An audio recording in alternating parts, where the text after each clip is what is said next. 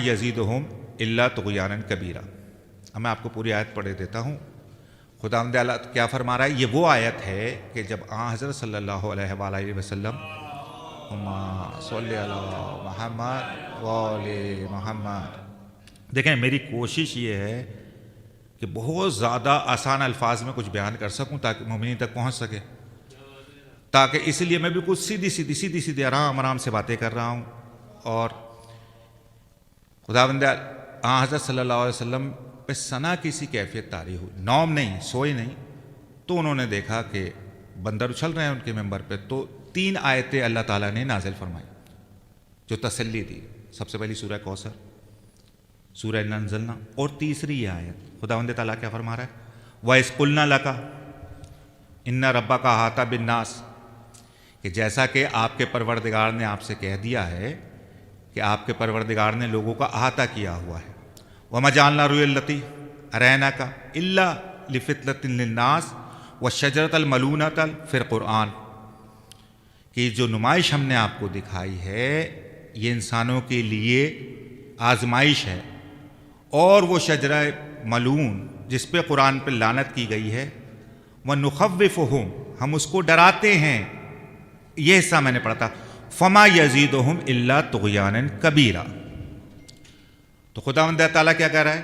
اب اس کا عام طور پہ شیعہ سنی یہی ترجمہ کرتے کہ جیسا کہ آپ کے پروردگار نے آپ سے کہہ دیا ہے، اس نے لوگوں کا احاطہ کیا ہوا ہے، اور جو نمائش ہم نے آپ کو دکھائی اس میں لوگوں کے لیے آزمائش ہے، اور وہ شجر جس پہ قرآن میں لعنت ہے ہم ان کو ڈراتے ہیں، مگر اس سے ان میں اور زیادہ مکمل طغیان پیدا ہوتا ہے۔ بالکل عربی لغت دنیا کی کسی لینگویج کے لحاظ سے ہر لحاظ سے بے معنی اور غلط ترجمہ کرتے ہیں، دونوں معذرت کے ساتھ، شیعہ بھی سنی بھی۔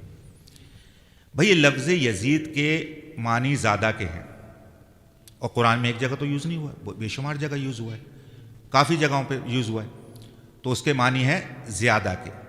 اب ایک ہی ہم پلہ 2 چیزیں ایک ساتھ یوز نہیں ہو سکتی۔ کبیرہ، فَمَا يَزِيدُهُمْ إِلَّا طُغْيَانًا كَبِيرًا، تو یہ کبیرہ کی حاجت کیوں فیل ہو گئی؟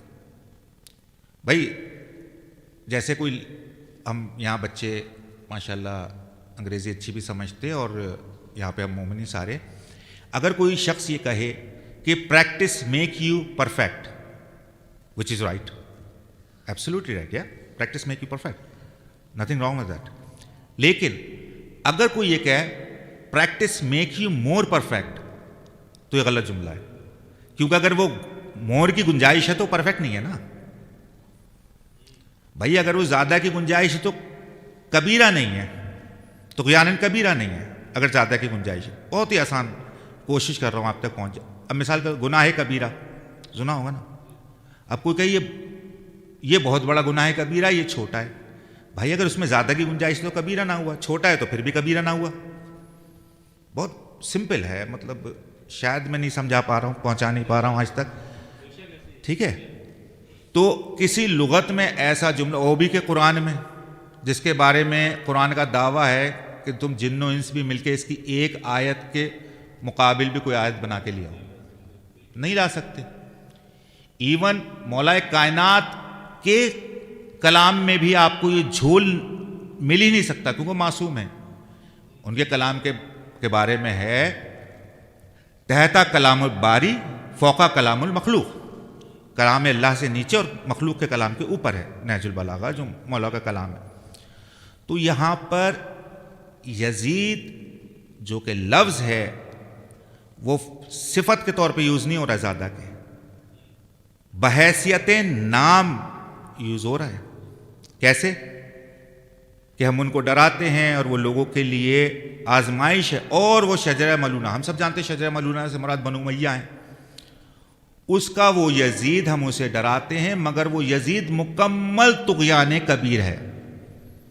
اب آپ بولیں گے مظفر عباس آپ تو ہمیشہ بات کرتے ہیں کہ دلیل لے کر آؤ، اور بے شک دیکھیں قرآن کریم نے، ہم اگر غور کریں قرآن کریم کو تھوڑا تھوڑا پڑھنا شروع کریں نا اور سمجھنا شروع کریں، بہت آسان ہے۔ خداوند تعالیٰ کہہ رہا ہے ہم نے لوگوں کے لیے آسان کر دیا، لیکن مسئلہ کیا ہوتا ہے؟ مسئلہ یہ ہوتا ہے، کہتے ہیں کہ آپ کچھ نہ کریں، قرآن ہم سے سمجھیں، کوئی میڈیکل کی پرابلم ہے ڈاکٹر کے پاس جائیں، گاڑی خراب ہو گئی مکینک کے پاس جائیں، قرآن ہم سے سمجھیں. بھائی اگر میڈیکل کی پرابلم ہے تو آپ کے پاس کیوں نہ آؤں؟ میرا تو سوال ہے. نہیں ہے کوئی خشک اور نہیں ہے کوئی تر اللہ کہ قرآن مبین. Why not? فزکس بھی ہے، ہر چیز ہے. میں نے جیسے کہا کہ قرآن کی ایک آیت کائنات کے تمام مسائل حل کر سکتی ہے، فزکس سے لے کے میڈیکل. اگر وہ ایکسپینڈ کرنے پر آئے قرآن ایک لمحے کو صدیوں پہ لے جائے، سکیڑنے پر آئے صدیوں کو ایک لمحے پہ لے جائے، ماضی کو حال، حال کو ماضی، مستقبل کو ماضی بنا دے. ایک مثال دے رہا ہوں، عجیب سی مثال ہے. ہمارے ماں باپ کو چشم زدن میں ہماری اولاد بنا دے ہم کو. یہ سب طاقت ہے قرآن کے پاس. کبھی آپ قرآن کے مطلب لغت پہ جا کے اس کے معنی پڑھنا شروع کریں گے تو آپ کو اس تمام معنی ملیں گے. اس کے پاس سب کچھ طاقت ہے قرآن کے پاس. تو اب آپ کہیں گے کہ قرآن نے ایک ہمیں اصول بتا دیا ہے جو مولا کائنات نے بھی بتایا ہے. دیکھیں آج صلی اللہ علیہ وسلم کا یہ قول ہے کہ میری حدیث کو قرآن سے ملاؤ. اگر میری ہے تو مطابق، بھئی میں جنگل میں تو نہیں پڑھ رہا ہوں نا بھئی، اس سے زیادہ آسان الفاظ میں کیا پڑھوں میں. میری ہے ورنہ دیوار پہ دے مارو. اس کو قرآن نے کنفرم کیسے کرا؟ وما ینطق عن الہویٰ ان ہوا الا وحی یوحیٰ، کہ وہ تو اپنی خواہش نفسی سے بات ہی نہیں کرتا. یہ تو وحی ہے جو اس کی زبان سے جاری ہوتی. ٹھیک ہے. اور قرآن کا دوسرا دعویٰ کیا ہے؟ قرآن نے ہمیں قیامت تک کے لیے ہدایت ہے نا. اچھا، قیامت تک کے لیے تنبیہ بھی ہر انسان تک ہے. اگر کوئی شخص یہ سمجھے کہ تنبیہ برا نہ مانیے گا، اگر وہ روک رہا ہے شراب سے، غلط کاموں سے، ممبر مجھے اجازت نہیں دیتا وہ الفاظ بولنے کی، تو آپ کیا سمجھتے ہیں کہ وہ مخصوص قبیلے، مخصوص قوم یا کسی مخصوص علاقے کے لیے؟ ہر انسان کے لیے. بھول جائے ہماری قوم میں بھی مل جائیں گے، برا نہیں مانیے گا، جن کو قرآن روک رہا ہے. ایسا ہی ہے کہ نہیں ہے؟ مشاہدے میں آیا ہوگا. تو کبھی تو کیا کہہ رہا ہے قرآن؟ قل ہاتوا برہانکم ان کنتم صادقین، اگر تم سچے ہو تو دلیل لے آؤ. بہت آسان ہے بھائی. مولا کائنات اسی کے حوالے سے مولا کائنات کی حدیث ہے، قول ہے، حدیث کہہ سکتے ہیں. اولنا محمد و آخرنا محمد و اوسطنا و کلنا محمد، تو حدیث بھی کہہ سکتے ہیں، برا نہیں مانیے گا. تو قول معصوم ہے کہ یہ مت دیکھو کون کہہ رہا ہے، یہ دیکھو کیا کہہ رہا ہے. ٹھیک ہے. ایسے ہی مولا کائنات ایک جگہ فرماتے ہیں احسن الکلام ما قل و دل، بہترین کلام وہ ہے جو مختصر اور دلیل کے ساتھ. تو قرآن کی آیت آپ کو کیا بتا رہی ہے کہ اگر سچے ہو تو دلیل لے آؤ. اب دلیل مانگی ہے، نہ حلیہ مانگا ہے، نہ آپ کی علمی خدمات مانگی ہیں، نہ آپ کی ڈگریاں مانگی ہیں.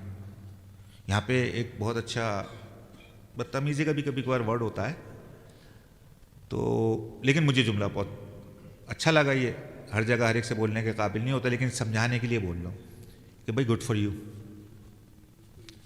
بھائی دلیل لے آؤ. اگر کوئی میں اتنے عرصے وہاں آ رہا ہوں، میں بھائی گڈ فار یو، دلیل لا دو. قرآن کا دعویٰ ہے. تو اب دلیل اس کی کیا ہے کہ جو میں نے تھوڑی سی تمہید آپ لوگوں کے لیے باندھی، قرآن کریم میں یہ یزید کا لفظ ایک جگہ نہیں بہت جگہ پر یوز ہوا ہے. اب میں آپ کو اسی سورے کی آیت 41، یہ سب ریکارڈ ہو رہا ہے، جا کے دیکھ لیجیے گا فٹافٹ، بہت آسان ہے. خداوند تعالیٰ کیا کہہ رہا ہے؟ وما یزیدہم الا نفورا. اور اس سے آدھی آدھی آیت پڑھ رہا ہوں تاکہ میں آپ کو سمجھا سکوں. اس سے یہ کہ ان میں اور زیادہ بدک جاتے ہیں وہ اس سے. ایسی اسی سورے کی سورہ بنی اسرائیل کی آیت 82 کیا کہہ رہا ہے خداوند تعالیٰ؟ فما یزید الظالمین الا خسارہ ولا یزید الظالمین الا خسارہ. اور ظالموں کے لیے اس سے تو اور زیادہ خسارہ ہے. سورہ فاطر کی آیت نمبر 39. میں اس لیے نمبر یاد دلا رہا ہوں، خدا نخواستہ میرا صرف بچے اور نوجوان جو ہوتے ہیں میرے چھوٹے بھائیوں کی طرح ان مخاطب ہوتا ہوں. بزرگ مجھ سے بات بے تحاشا بہتر جانتے ہیں. میں ممبر امام حسین علیہ السلام سے جھوٹ نہیں بولتا، یہ میرا ایمان ہے. یہاں بیٹھے ہر مومن کی جوتوں کی دھول سے کم تر ہوں میں. ہر مومن میرے سر کا تاج ہے. تو یہ نہ سمجھیں کہ میں اگر آیت کا نمبر یاد دلا رہا ہوں، خدا نخواستہ کوئی قابلیت کا میں کیا، میری اوقات کیا. تو سورہ فاطر کی آیت نمبر 39 خداوند تعالیٰ کیا کہہ رہا ہے؟ ولا یزید الکافرین کفرہم الا خسارا، اور کافروں کے لیے تو اس سے زیادہ ان کا کفر اور خسارہ کرتا ہے۔ مومنین کے لیے بھی یوز ہوا ہے کہ جہاں خداوند عالم نے سورہ نور کی، یہ میں کنفرم نہیں ہوں، مے بی 39 یا 40 آیت ہے کہ خدا یزیدہم الا فضلہ ہی، کہ ہم خداوند تعالیٰ مومنوں کے اعمال کا صلہ دیتا ہے اور اپنے فضل سے اور زیادہ بھی دیتا ہے۔ تو آپ نے نوٹ کیا کہیں پر بھی یزید کے ساتھ کبیرہ کثیرہ کا لفظ یوز نہیں ہوا۔ یہ ہے میری دلیل جو میں نے دی تھی کہ اس آیت میں وہ یزید کے ساتھ کبیرہ یوز ہونا وہ صفت نہیں ہے۔ خداوند تعالیٰ بچوں کی طرح کلام نہیں کرتا ہے کہ غلط سلط لکھ دیا، وہ تو دعویٰ ہے۔ تو وہاں پہ یزید مراد ہے، یزید کا نام ہے، اور ورنہ تو قل ہاتوا برہانکم ان کنتم صادقین، بھائی دلیل لے آؤ۔ باقی قرآن میں کسی مقام پہ بے شمار جگہ یزید کے ساتھ کبیرہ اور کثیرہ کا لفظ دکھا دیجیے، ورنہ یہ مانیے کہ میرا بتایا ہوا ترجمہ صحیح ہے۔ خداوند تعالیٰ مولا کائنات فرماتے ہیں کہ خداوند تعالیٰ جب کسی سے خوش ہوتا ہے اس کے دل میں نور معرفت ڈال دیتا ہے، اور معرفت کے لیے خداوند تعالیٰ کی معرفت حاصل کرنے کے لیے نہ کسی کا پڑھنا ضروری ہے نہ سننا ضروری ہے، وہ تو اس کی عطا ہے جس کو چاہے دے، بھائی اسی کی عطا ہے وہ جس کو چاہے دے۔ قرآن کریم میں رسول اللہ صلی اللہ علیہ وسلم سے مخاطب کر کے کہہ رہے ہیں نا خداوند تعالیٰ، اے رسول تمہارا کام تبلیغ کرنا ہے، ہدایت دینا نہیں ہے، ہدایت اللہ جس کو چاہے دے، اور وہ خوب جانتا ہے کہ ہدایت پہ کون ہے۔ تو میں اور آپ یا کوئی اور صاحب ہدایت کیا دیں گے؟ بھائی میرا اسٹائل جو ہے تھوڑا سا سلو ہے کاظمی بھائی، مجھے نہ چیخنے کی عادت ہے، بس کوشش ہوتی ہے کہ کچھ لوگوں تک پہنچ جائے۔ تو یہ آپ لوگوں کے سمجھ میں آیا کہ اس سے مراد یزید ہے۔ اب کم سے کم یہ ویڈیو کا کلپ ہو گیا جو ہمارے لوگ ٹی وی پہ بحث کرتے ہیں کہ قسطنطنیہ کے 13 حملوں میں ملعون شامل تھا تو وہ جنتی ہے، وہ یہ ہے۔ تو یہ خدا کے لیے قرآن دیکھو، اور یہ بالکل سمپل ہے، یہ اس کو دکھاؤ، اور پورے قرآن میں یزید کے ساتھ کبیرہ و کثیرہ کا لفظ۔ اچھا اسی طریقے کیا اس ملعون پہ ہونے والا عذاب اور اس کی پکڑ بھی ہے، لیکن وہاں پر بھی ہم غلط ترجمہ کر کے اپنی توحید خطرے میں ڈال دیتے ہیں۔ کیسے؟ سورہ فجر، سورہ امام حسین علیہ السلام کا سورہ ہے، اس کی آیت نمبر 25، خداوند تعالیٰ کیا فرما رہا ہے؟ فَيَوْمَئِذٍ لَا يُعَذِّبُ عَذَابَهُ أَحَدٌ، کہ اس دن اللہ سے زیادہ نہ کوئی عذاب دینے والا ہوگا۔ آیت نمبر 26، وَلَا يُوثِقُ وَثَاقَهُ أَحَدٌ، اور نہ اس سے زیادہ کوئی پکڑ کرنے والا ہوگا۔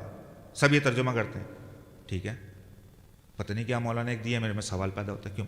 تو اس کا مطلب کہ اور خدا بھی ہیں؟ بھائی اور خدا بھی ہیں جو اللہ سے زیادہ میں پکڑ کرنے والا ہوگا۔ مالک یوم الدین، اس دن کا مالک تو وہی ہے۔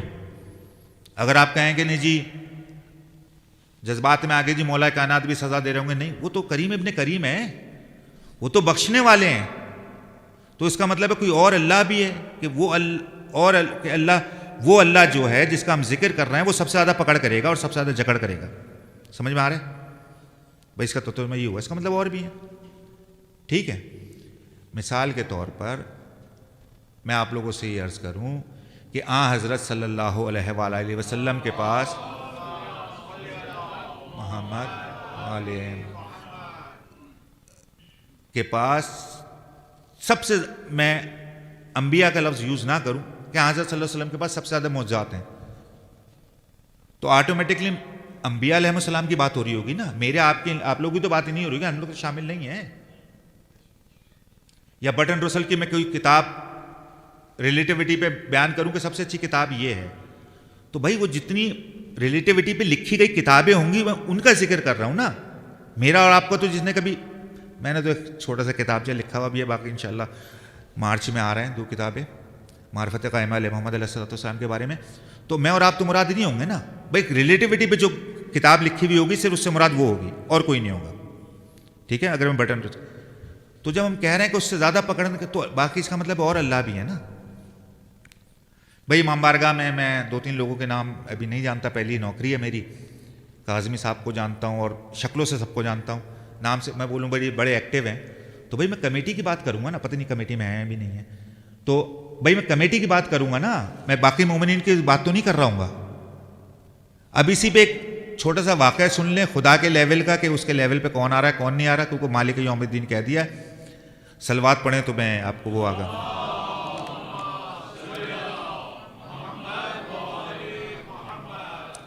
کیونکہ ہمارے مومنین بھی جذبات میں جب تک آتے ہیں، ایون میں بھی، ہم سب شامل ہیں، جب تک چھوٹا موٹا ذکر نہ ہو جائے، آپ سمجھ رہے ہیں کس کا.